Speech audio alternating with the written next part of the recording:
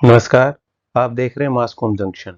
मैं डॉक्टर प्रदीप कुमार हाजिर हूं एक और नई वीडियो के साथ। डियर स्टूडेंट्स, आज हम बात करेंगे एजेंडा सेटिंग थ्योरी की। जी हां, मुद्दा निर्धारण सिद्धांत। ये एक मीडिया सेंट्रिक थ्योरी है, यानी इसमें बताया गया है कि किस प्रकार से मीडिया जो है या जनसंचार के जो अलग अलग माध्यम हैं वो लोगों पर प्रभाव डालते हैं, उनकी राय को प्रभावित करते हैं और मुद्दों का निर्धारण करते हैं, मुद्दों का क्रम तय करते हैं कि किन मुद्दों पर चर्चा होनी चाहिए और कौन से मुद्दे इस वक्त महत्वपूर्ण हैं। अक्सर आप देखते हैं कि जिन विषयों पर जो मुख्य धारा का मीडिया चर्चा करता है, उदाहरण के तौर पर अगर हम हिंदुस्तान की बात करें तो आप देखते हैं कि न्यूज चैनल्स में जिन विषयों पर डिबेट चल रही होती है, जो प्रमुख न्यूज चैनल हैं उनके प्राइम टाइम में जिन विषयों पर डिबेट होती है, वही अक्सर आप देखते हैं कि ट्रेन में चलते वक्त, बस में, चाय की दुकान पे या किसी भी नुक्कड़ पे लोग जब आप इसमें चर्चा कर रहे होते हैं तो उन्हीं मुद्दों पे वो चर्चा कर रहे हो। यानी जो मीडिया है वो मुद्दे तय करता है कि लोग किन मुद्दों के बारे में बात करें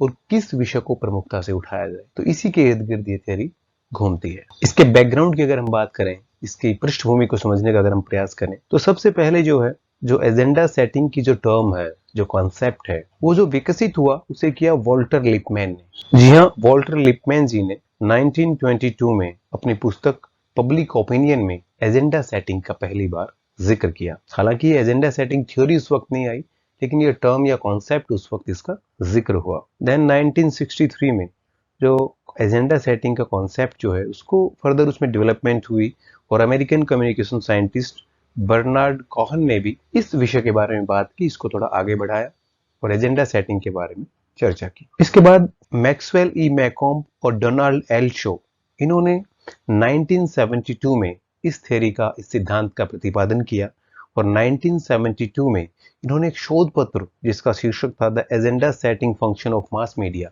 उसमें एजेंडा सेटिंग थ्योरी का जिक्र किया। ये जो थ्योरी है ये मीडिया का जो एक बहुत बड़ा प्रभाव है ऑडियंस के ऊपर, कि वो किस बारे में सोचें, किस बारे में चर्चा करें या उनकी विमर्श का विषय क्या हो, ये मीडिया तय करता है। इस बारे में थ्योरी बात करती है। मैक्सवेल ई मैकॉम और डोनाल्ड एल शो, इन्होंने जो स्टडी की, इसके पीछे उनका एक अध्ययन है जिसे हम चैपल हिल स्टडी के नाम से जानते हैं, जो कि अमेरिका के नॉर्थ कैरोलिना में आता है, एक क्षेत्र वहां पे है। तो 1968 में वहां स्टडी कंडक्ट की, 1972 में ये स्टडी पब्लिश हुई और उसके बाद 400 से भी ज्यादा एजेंडा सेटिंग को लेकर के बहुत से जो शोध पत्र हैं वो पब्लिश हो चुके हैं इस विषय में। और 1972 में जैसे ये पब्लिश हुआ, इसके बाद यूएस प्रेसिडेंशियल इलेक्शन जो है उसमें इसको एक तरह से जांचा गया, इस थ्योरी का इम्तिहान था और एक बहुत बड़ा जो कांड रहा यूएस प्रेसिडेंशियल इलेक्शन में, जो नतीजे तय किए, वहां पे बाद में परिणाम निकल के आया कि एजेंडा सेटिंग का उसमें बहुत बड़ा योगदान था। तो आइए उस चुनाव को समझने की कोशिश करते हैं कि उसमें कौन से ऐसे मुद्दे थे और मीडिया ने उन मुद्दों के क्रम को निर्धारित करने में क्या भूमिका निभाई। 1980 में जब अमेरिका में राष्ट्रपति चुनाव हुए तो जिमी कार्टर, जो कि पहले भी राष्ट्रपति रह चुके थे, और रोनाल्ड रीगन, इन दोनों के बीच मुकाबला था। ज्यादातर लोगों को यह मानना था कि जो मुकाबला है वो जिमी कार्टर और रोनाल्ड रीगन के बीच वो काफी करीबी मुकाबला है, नेक टू नेक फाइट है और जीत का अंतर जो है वो काफी कम रहने वाला है। चुनाव के पहले के इश्यूज में महंगाई सबसे ऊपर थी, महंगाई पर लोग चर्चा कर रहे थे। क्राइम जो है, क्राइम रेट की बात थी, कम है, ज्यादा है। अनएम्प्लॉयमेंट, पॉल्यूशन और जो युद्ध बंधक ईरान ने जो बनाए थे अमेरिका के, उन पे मुद्दे थे, लेकिन सबसे ऊपर जो है महंगाई का मुद्दा था और ये एक क्रम था जो आप स्लाइड में देख रहे हैं।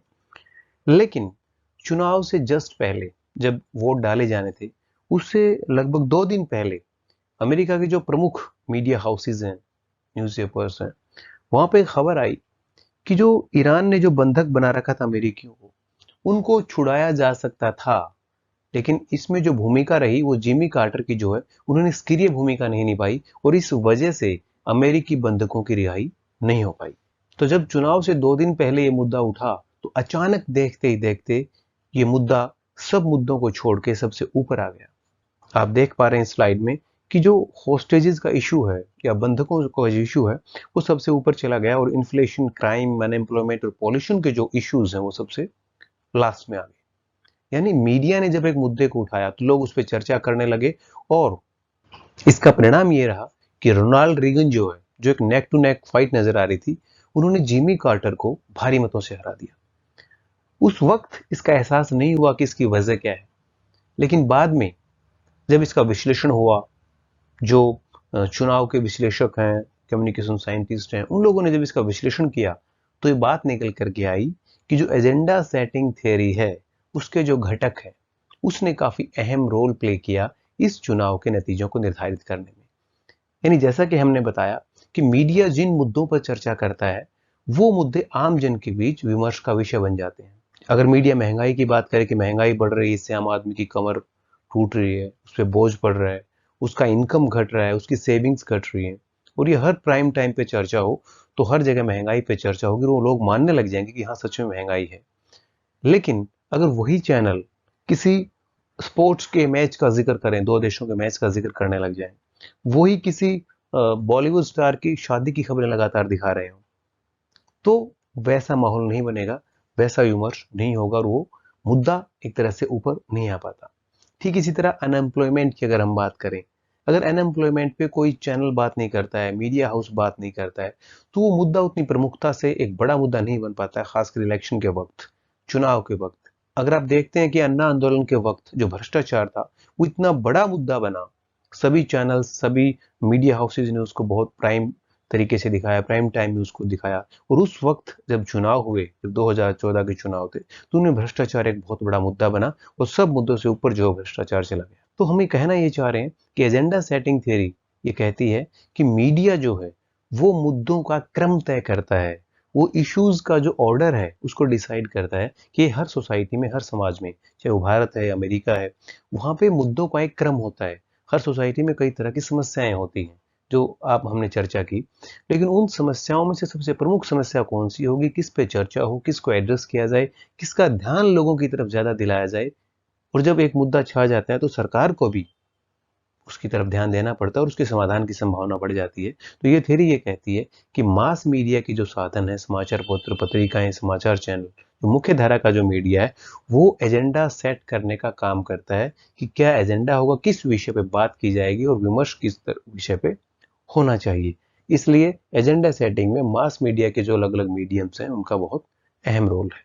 तो डी स्टूडेंट्स, आज हमने चर्चा की एजेंडा सेटिंग थ्योरी के बारे में। तो डी स्टूडेंट्स, इसी के साथ अब हम आपसे विदा लेते हैं। जल्द हाजिर होंगे एक और नई वीडियो के साथ। आप जुड़े रहिए हमारे साथ और देखते रहिए मास कॉम जंक्शन। धन्यवाद।